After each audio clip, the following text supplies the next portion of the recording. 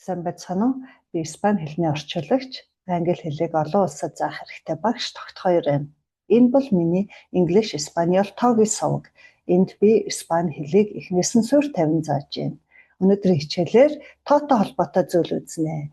Нэгдүгээр нь цаг, хоёр дахь нь утасны дугаартай холбоотой, гурав дахь нь өмнөх хичээлдэр үзсэн аливаа зүйлийн үнэтэй холбоотой дасгал ажил хийнэ. Төгсгөл хүртэл хамт байгаарай. Шинэ хичээл бүрийг хамгийн түрүүнд үзэхийг хүсвэл subscribe хийж all буюу бүх сонголтыг идэвхжүүлээрэй. Хичээлээ эхлэхийн өмнө бяцхан зар хэлье. Би англи хэлийг онлайнаар анхан болон дунд түвшний хичээлүүдийг ангиар болон ганцаарчлан зааж байна. Сонирхож байгаа хүмүүс холбогдоорой. Ингээд өнөөдрийн хичээлээ эхлүүлье.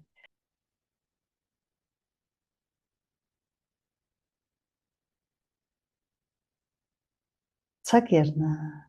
¿Qué hora es? Утасны дугаар солилцсноо. ¿Cuál es tu o su número de teléfono? Өмнөх хичээлдэр үзсэн дадлагаа бол арай хийж амжаагүй. ¿Cuánto cuesta гэж яагаад аливаа зүйл ямар үнэтэй байгааг асуух. Хичээл үзсэн байгаа. Өмнөх хичээлийн маань бичлэг арай урт болоодсан болохоор хамгийн сүүлийн хэсгийн дадлага ажлыг оруулаад үлдээсэн байгаа. Өнөөдөр үнийг гүйцэнэ. ¿Qué hora es? Хэдэн цаг болж байна? Es la гэж яагаад нэг цагтай холбоотой хариулна. Олон тоон дээр арай өөр хэлдэг. Тэрүүнийг дараагийн слайдн дээр үзнэ. Нэг цаг болж байна. Es la una. За ер нь бол нэгийн тоо uno оогоор төгсдөг бол яг цаг ярихаараа es la una агаар төгсөж байгаа шүү. 1:10 цаг 10 минут. Es la 1:10. И гэж нэмж хэлдэг. И гэдэг нь ба гэсэн үг. Тэгэхээр 1 ба 10 гэж хэлдэг байна. Хагас 30 минут. Хагасыг media гэж хэлдэг. 1 цаг 30 минут. Es la 1:30. Одоо тэдэн минут дутуу байна гэж хэлэхэд menos. 1 цагт 10 минут дутуу байна. 12 цаг 50 минут болж байна гэх юм бол es la 1:10. 15 минут. Quarto аливаа зүйлийн 4/1-ийг хэлдэг. Quarto. 1:15 болж байна. Es la 1:15. 1 цагт 15 минут дутуу байна гэвэл 12:45 болж байна гэвэл es la 1:15. Одоо энэ дээрээс бидний гол анхаарах зүйлүүдийг би ногооноор тодруулсан байж байгаа. Es la гэж яад нэг цагтай холбоотой юмыг л ярина. Олон тоон дээр 2-оос дээшгийг ярихад одоо es la гэж хэрэглэхгүй. Тэдэн цаг тэдэн минут байна гэд тэгэхээр тухайн цагаас өнгөрцөн байгаа болвол и гэж яагаад хэлдэг. Media хагас, menos хэдэн минут дутуу гэсэн үед quarto гэдэг бол одоо өнгөрсөн байна уу, дутуу байна уу 15 минут л гэсэн үг байгаа.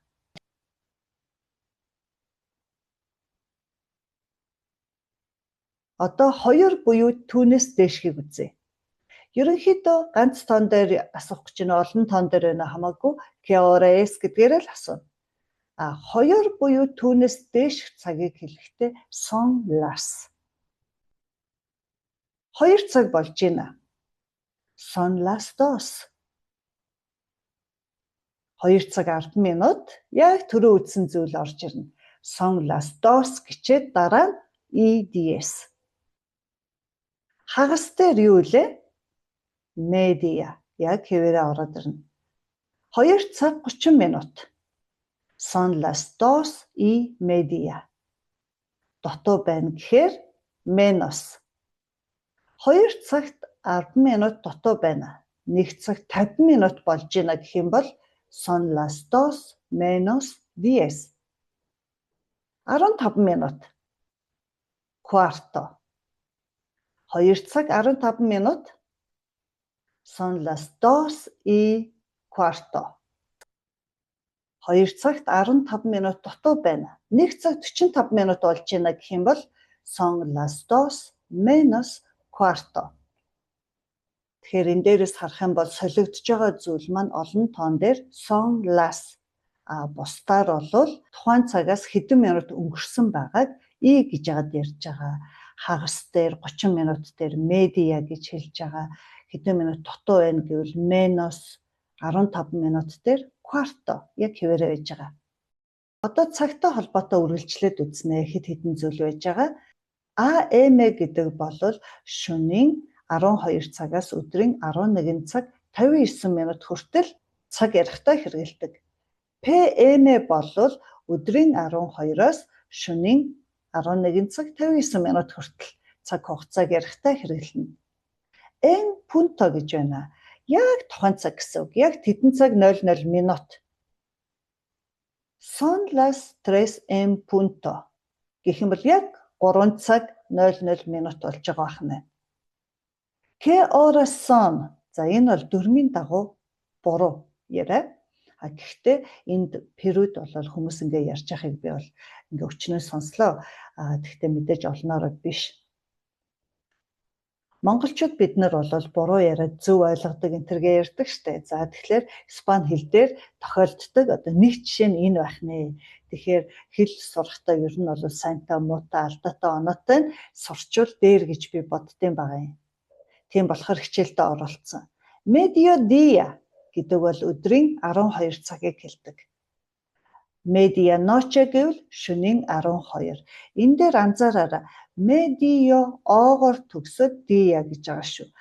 Шөнийх болохоор medianoche. Испани хэл бол о, и, о энэ гэдгээ маш тод гаргадаг хэл байгаа. Их олон их шиг нэг үгэнд орох тохиолдол их байдаг. Тэгээд тэр болгоныгоо дууддаг байгаа. De la mañana, de la noche гэх юм бол өглөөний, оройны гэж ярихдаа хэрэгэлдэг. Жишээн дээр харъя. Son las 8 de la mañana гэвэл өглөөний 8 цаг болж байна. Son las 9 de la noche. Оройны 9 цаг болж байна.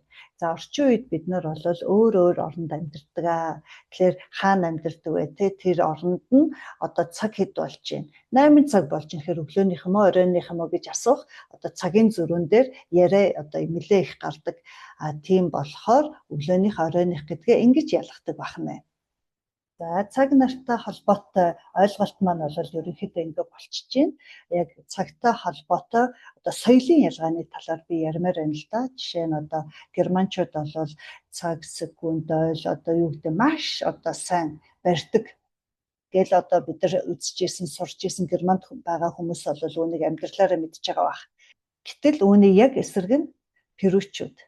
Би интернетээр уншижсэн чинь нөгөөх нь амьдрал дээр батлагддсан байна. Найз нөхдөд хоорондоо уулзах болохоор ерөнхийдөө бичигдээгүй хууль нь юу вэ гэхээр 2 цаг хоцордог. 10-аас уулзах гэх юм бол 12 дээр нь 1-ээс уулзах гэх юм бол 3-т цуглана. Тэгээд тэр нь бол их тийм яг нормал одоо хэвээ ирж байгаа байдал ирэх болохоор тийм ээ энэ тэр ингээл юм болоо төгжрээ мөгжрээ одоо юу гэдэг те ингээл өчнөө юм ярьдаг. Гэхдээ энд бол яг одоо миний сонсож байгаагаар одоо Улаанбаатар шиг тэг зохицолт бол ерөөсөө хийгддэггүй. Ер нь байнга л урагшилж идэг тийм. Энэ бол ерөөсөө бичигдээгүй хууль 2 цаг хоцорно. Ажил төрлийн хувьд бол гайгүй мэдээж дарга нарын шахаа тэгээд цагтаа ингээл яарч сандраал ингээл цагтаа юмнуудаа бол хийдэг байгаа. Тэгэхээр бид нар ямар орны хүмүүстэй харьцаж гин гэдгээрээ бас ингээд цаг нараа тохироход тооцоолоход нэлээд нэмэртэй. Хэрэв перучуд байх юм бол за тэгэл ерөн зоолттой хувийн уулзалтууд 2 цагийн дараа гэсэн үг.